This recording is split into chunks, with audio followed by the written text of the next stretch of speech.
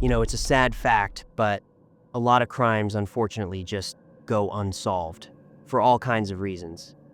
Forensic experts will tell you it often happens if the investigators don't consider every possible theory, or if one of the theories they do have just wasn't fully checked out. And so, grieving families are left in the dark, sometimes never finding out what happened to their loved one, why they disappeared, or how they died. But every now and then, a case gets cracked over time, often by complete chance. The investigation into the crime against a teenage girl named Rory Hash. It all started with a call to a plumber about a clogged sewer line, and that call led to the discovery of several brutal acts against schoolgirls. This case made a huge stir, and the man they caught was found to be involved in a similar, awful crime that had happened 10 years earlier. And even though a lot of people believed the police had a true serial predator on their hands, someone who was targeting young women, only 2 incidents were ever proven. And even that was with great difficulty. Let's get into it. On September 11th, 2017, in the Canadian city of Oshawa, Ontario, a local fisherman spotted something in the city harbor, and it was horrifying. Floating there in the water was a badly disfigured and decomposed human torso. The man, of course, immediately called the police, and the remains were soon pulled from the water and taken to the Forensic Medical Service for identification and all the necessary tests. Right away, the experts ran into problems trying to identify the body. It didn't have any limbs or a head, and it was practically gutted. They were only able to determine that the remains belonged to a young woman, probably somewhere between 18 and 25 years old. It was impossible to identify her by fingerprints, dental records, or any other distinguishing features. They did see a fragment of a tattoo on the neck. But because of how decomposed it was, they couldn't make out what it was supposed to be. So, really, their only hope was a DNA analysis. But when they ran it, no matches came up in the existing database. So law enforcement had to start checking the cases of all the young women who'd gone missing in the last few months. It wasn't until November of that year, almost 2 months after that gruesome discovery, that they finally established who it was. The body belonged to an 18-year-old high school student named Rory Hatch, who had disappeared in the middle of August that same year, about a month before her remains were found. And at the time she disappeared, the girl was pregnant. For several weeks, divers searched the harbor and the shoreline of Lake Ontario, but no other body parts, no head, no limbs were ever found. It was also impossible to determine the exact time or cause of death. But the experts did find that the body had numerous severe injuries that were inflicted while she was still alive. This led them to suspect that the girl had been tortured over a long period of time before her life was taken. Oh God. The story took an unexpected turn 4 months later, when at the end of December, a family the Woods moved into the house at 19 McMillan Drive in Oshawa. Right away, they noticed this strange, unpleasant smell, but their downstairs neighbor, a single 45-year-old man named Adam Strong who lived in the other half of the house, he assured them it was just a small plumbing issue that he'd fix in a few days. The neighbor tried to be friendly, he was very polite when he spoke, but there was just something unsettling and off-putting about him. When David's wife brought him some homemade cookies as a welcome gift, he didn't even let her step inside his apartment. Instead, he just came out into the hallway, closing the door tight behind him. She did manage to get a quick look inside and saw that his place was a complete mess, and the smell coming from in there was just foul. Adam took the cookies, thanked his new neighbor, and then just hurried off. Later, when they ran into each other in the yard, he apologized for not inviting her in, explaining that he was about to start renovating and his apartment just wasn't looking its best. He tried to be polite again, but you could tell he was noticeably nervous. For several days, as the Wood family was getting settled, they tried to ignore the smell, but on December 29th, the sewer line got blocked, and the stench just got so much worse. So, they finally called a plumber. The problem seemed minor, easily fixable. But what the workers discovered in those pipes shocked even the most experienced forensic experts. The plumber, a man named Sean Farndon, got to the Wood family's apartment with his partner, and they started to work on the blockage. Even though they were used to unpleasant smells, they were shocked by how terrible it was inside. Soon, They realized they needed to check the floor below, so they went down to Adam Strong's apartment. The man reluctantly let the workers in, apologizing for the mess. The smell in his apartment was even worse, and when the plumbers got to the spot in the pipe where the blockage was, the stench became unbearable. Sean later confessed that in his many years on the job, he had never smelled anything so foul. But an even more nightmarish discovery was waiting for them when they decided to clear the pipe. At this point, the homeowner, who was already nervous, started acting even more strangely. He wouldn't step away from them. He just kept asking what they were going to do and how long it would take. He later tried to justify it, saying he was just curious because he'd never seen the process before. The specialist tried to ignore Adam's questions in his hovering, and then they pulled out more than 10 kilograms of flesh, all tangled up with long hair and bone fragments. Sean was horrified when he saw, mixed in with it all, disfigured and partially decomposed human fingers. The apartment owner just put on this surprised face, saying he'd never seen anything more disgusting in his life. And then he asked the plumbers if they had any idea how all this could have ended up in the sewer pipe. What the hell? Farndon didn't even want to guess. He decided to call the police immediately to sort everything out. He reported the horrific discovery, noting that he had most likely stumbled upon human remains. He gave them the address and then just waited for law enforcement to arrive, making sure that Adam didn't touch anything or try to dispose of any evidence. The officers who arrived, they understood immediately that Sean was right. It was, indeed, human flesh that had been pulled from the pipes. When they decided to talk to the homeowner, they expected to hear some kind of story, some excuse, but instead, the man just bowed his head. He confirmed that yes, the remains of a woman's body had been stuck in the pipe, and if the police wanted the other parts, they were in the freezer of his refrigerator. Jesus Christ. In the freezer, they found a severed head of a young woman, packed in a plastic bag, along with fragments of her limbs, obviously the parts that he couldn't flush down the toilet. The house itself was an absolute dump, a place where it looked like no one had ever cleaned. The kitchen was just piled high with dirty dishes with rotting food on them, trash was all over the floor, empty pizza boxes were scattered everywhere. And mixed in with all this garbage were numerous magazines with some really specific, adult sadomasochistic content. They also found intimate toys in the apartment, gags, whips, handcuffs, and special gear used for binding and hanging people. So, who is this Adam Strong? Mr. Strong was immediately arrested and taken down to the police station for questioning. And the police were baffled because this man had never been in trouble with the law before. He wasn't on their radar at all. There was nothing on him. He had been living at 19 McMillan Drive in Oshawa for over 10 years, since early 2007, and none of his previous neighbors had ever complained about him. Adam Strong was born in 1972 in the small town of Cornwall, which is in Stormont County, Ontario. There's very little information about his family or his early years. He was single, had no kids. He worked as a station operator at a local gas station and as a security guard on a film set. Those who knew him personally, they described him as a weird guy, kind of quirky and eccentric, someone who thought he was smarter than everyone else. He apparently loved to argue and prove his point until you just gave up and agreed with him, but overall, he wasn't really known to be a confrontational person. After looking at the content on Adam's personal social media pages, law enforcement concluded that he was seriously interested in BDSM practices. He didn't hide his interests, either. He openly talked about it, posting related photos and videos. He never had a steady girlfriend, but some of his former partners claimed that Strong was a true sadist and put them through some pretty serious intimate tortures, which is what ultimately led to them breaking up with him. Another one of his peculiar hobbies was writing reviews and feedback on adult films and magazines. I mean, it was clear that watching that kind of stuff was how Adam spent all of his free time. Outwardly, though, he just didn't seem like a criminal. He acted calm and collected. Strong's home was cordoned off and guarded as a crime scene. And what they found inside, man, it was a true house of horrors.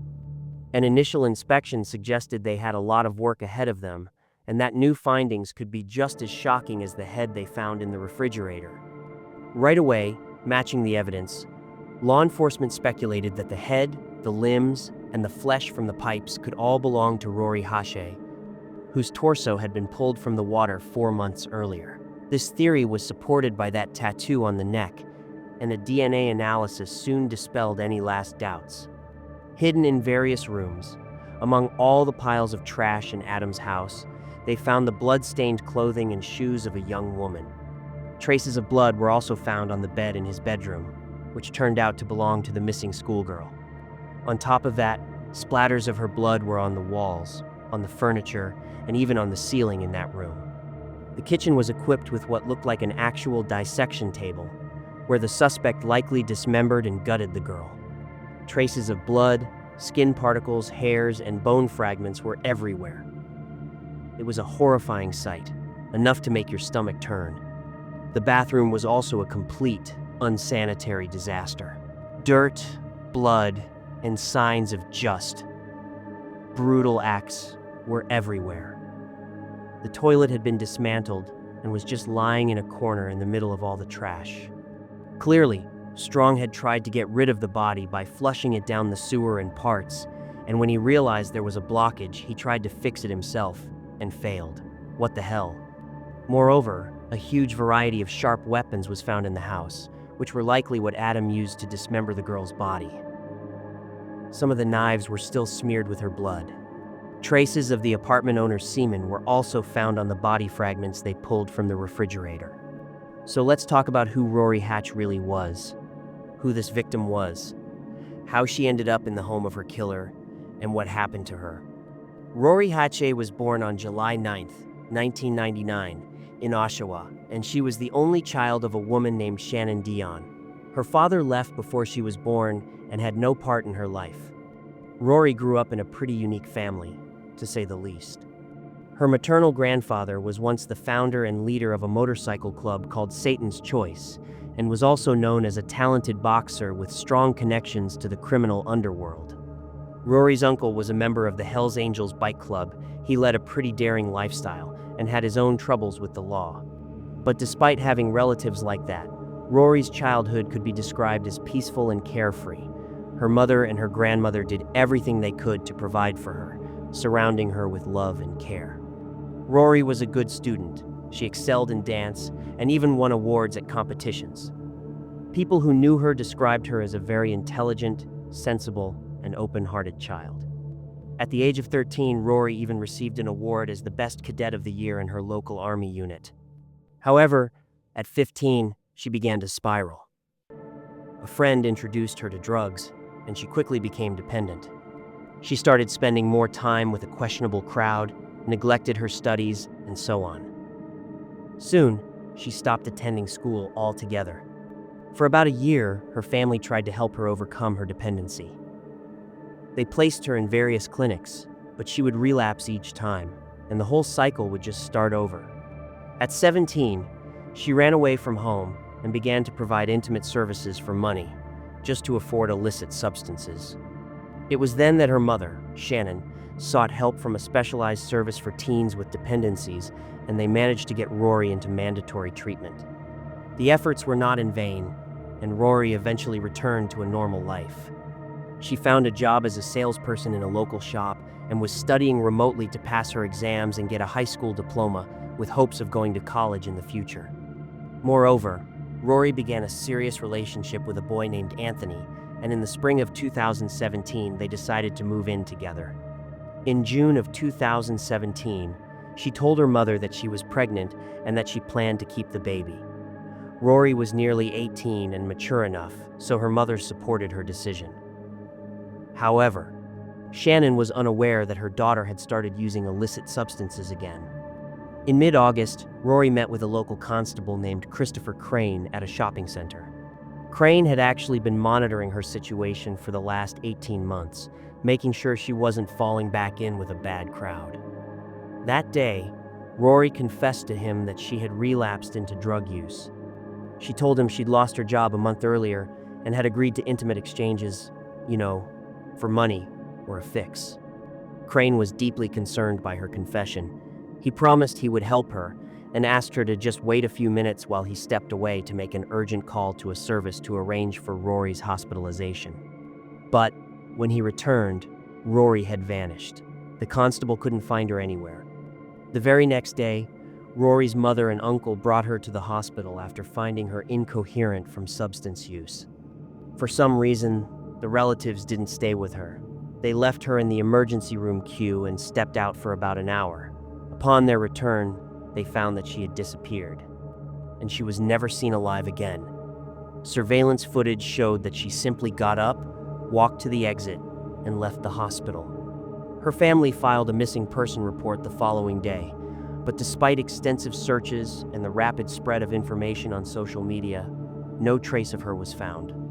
And although it was never definitively established how she ended up in Adam Strong's house, it is most likely that her desperate need for drugs is what led her there to provide intimate services to the man. So after Adam immediately informed the police about the location of the remaining body parts, investigators expected him to start confessing. However, once he was at the station, he became withdrawn and refused to answer any questions. He remained calm and didn't admit to any wrongdoing. Since there was no direct evidence linking him to the girl's death, he was only charged with desecration of a body. Despite his lawyer's efforts, the detainee was denied bail, and he remained in jail pending trial. The investigators. They didn't know how to approach him effectively. They tried to provoke an emotional response to make him reveal himself during questioning. But Strong was not easily manipulated. He carefully avoided any questions about how Rory Hache ended up in his house or what he did to her. Meanwhile, he willingly talked about his love for bladed weapons and his extensive collection of knives. Searches continued in Adam's house, and in one room, hidden in a closet, a dirty hunting knife was found with dried skin fragments on it. DNA testing revealed that the samples from the knife did not match Rory's blanks, but belonged to another individual.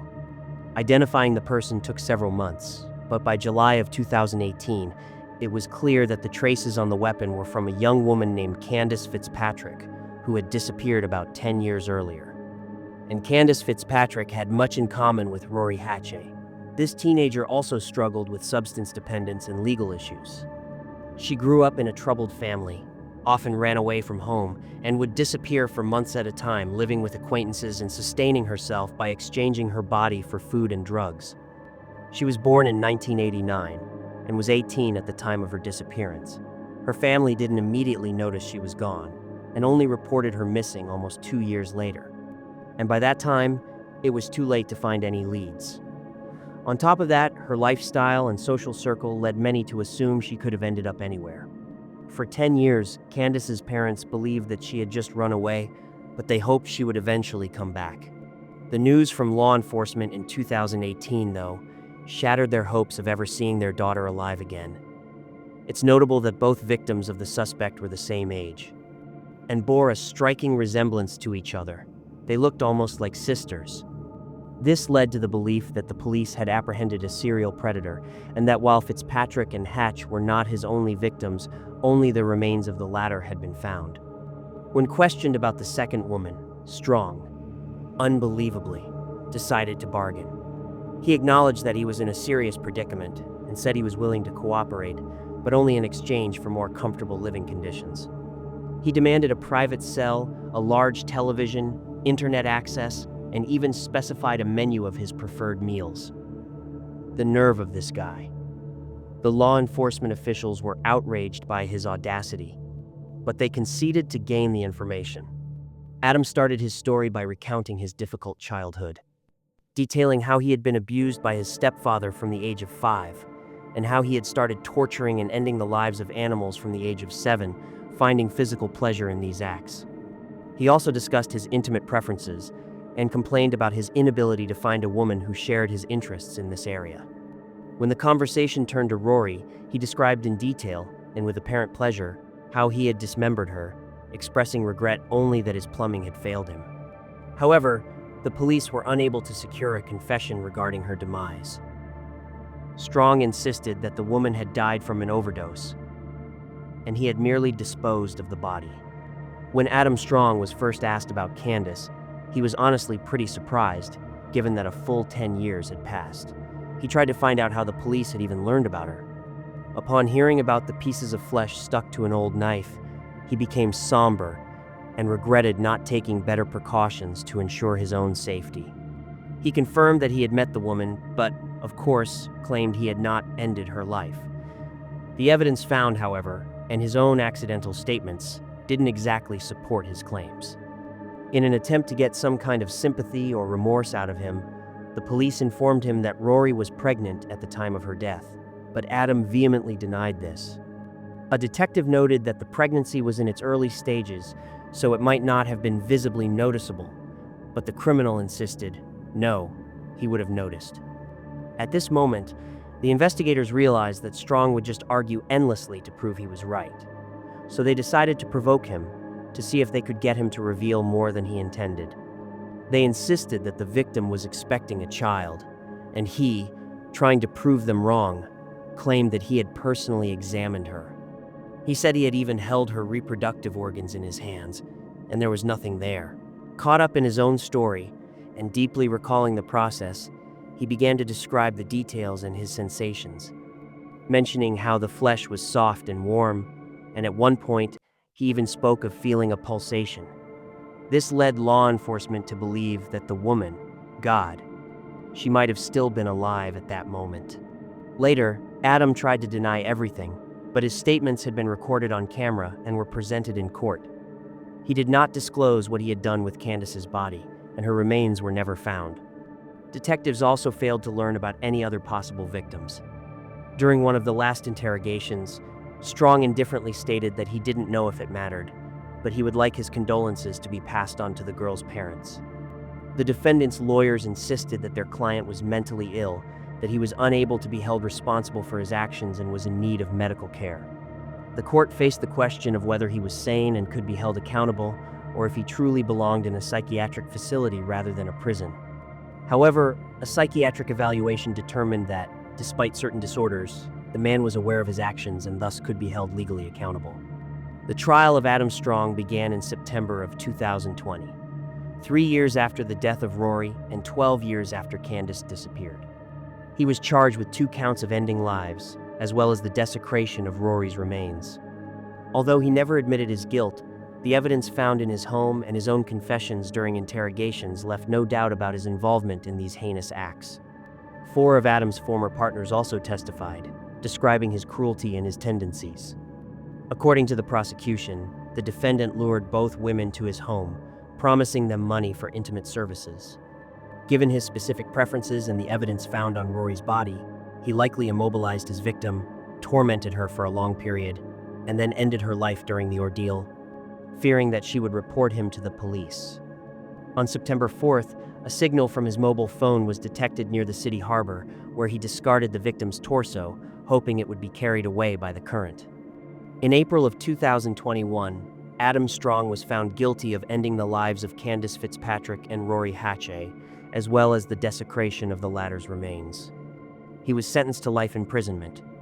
The verdict didn't particularly disturb the criminal, who noted in his closing remarks that his prison cell was much better and more comfortable than his previous living conditions. 6 months after his sentencing, Adam unexpectedly confessed to the location of the first victim's remains. Following his directions, the search lasted several months until the police discovered human bones. DNA testing confirmed that the skeleton belonged to young Candace Fitzpatrick, which was officially announced. In conclusion, investigators are almost certain there could be more victims in the Adam Strong case, at least one more woman. Notably, when Adam was brought in for his initial interrogation, his personal items were confiscated, and among them was a chain with 3 rings. He later asked for this item to be returned, noting that the rings meant a lot to him and he did not want to lose them. Subsequently, the relatives of Rory and Candace identified 2 of the rings as belonging to their daughters, but the 3rd ring remains unidentified. So, the story ends. But not really. 2 families got some form of justice, some form of closure if you can even call it that. But the story really ends with a question mark. A 3rd ring, a 3rd victim, a family somewhere out there that still has no idea what happened to their daughter. It's a chilling thought that this quiet, unassuming man from next door was a predator, and the full scope of what he did might never be known. When you look at this whole thing, the key factor that allowed this tragedy to happen is a really hard and uncomfortable truth. Adam Strong was a predator who hunted the vulnerable. He didn't choose women who had strong support systems, stable jobs, and a network of people checking in on them every day. He chose girls like Rory and Candace. Young women who were struggling, who were battling addiction, who were sometimes disconnected from their families because of the chaos that substance use creates. He saw their vulnerability not as a human struggle, but as an opportunity. He banked on the idea that if they went missing, people might not notice right away. He thought society might just write them off. And, in Candace's case, for 10 years, he was right. And that's the real moral of this story. It's about how we look at people who are struggling. Addiction isn't a moral failing, it's a disease. And the people fighting it are some of the most at-risk individuals in our communities. They deserve protection, not judgment. Rory was trying. She was getting help, she was talking to the constable, she went to the hospital. She was fighting to get her life back, for herself and for her baby.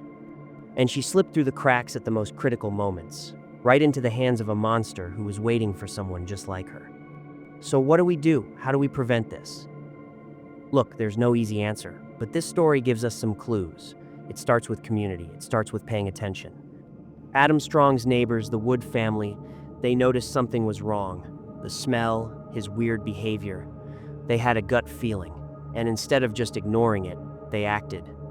They called a plumber for a clogged pipe, and that one simple act broke this entire case wide open. It's a powerful reminder that if something feels wrong, it probably is. Trusting that instinct can literally save lives. Another thing is, we can't afford to wait. Candace's family waited almost 2 years to report her missing. It's an unimaginable situation, especially with a child who often ran away, but those 2 years gave her killer a 10-year head start. If someone you know disappears, no matter their lifestyle, no matter their history, report it. Immediately. Every hour counts. And if you're the one who's struggling, if you're in a dark place and you feel like you're on the edge, please know that your life has immense value. The fight is hard, but there are people who want to help you. Reaching out is an act of incredible strength. Even when you relapse, even when you feel like you've failed, keep reaching out. Find one person, a family member, a friend, a caseworker, a support group, and stay connected. Isolation is what predators like Adam Strong thrive on. There are resources out there. In the United States, you can call the SAMHSA National Helpline. That's the Substance Abuse and Mental Health Services Administration. Their number is 1-800-662-HELP. That's 1-800-662-4357. It's confidential, it's free, and it's available 24 hours a day, 7 days a week for individuals and family members facing mental health or substance use disorders. They can refer you to local treatment facilities, support groups, and community-based organizations. In the end, this is a story of stolen potential. The potential of Candace Fitzpatrick and the potential of Rory Hatche and her unborn child. They weren't just victims, they were daughters. They were people with hopes and dreams who were fighting a battle that so many people fight every single day. And somewhere out there, the owner of a third ring is still a ghost, a missing person, a Jane Doe, and her story remains unsolved.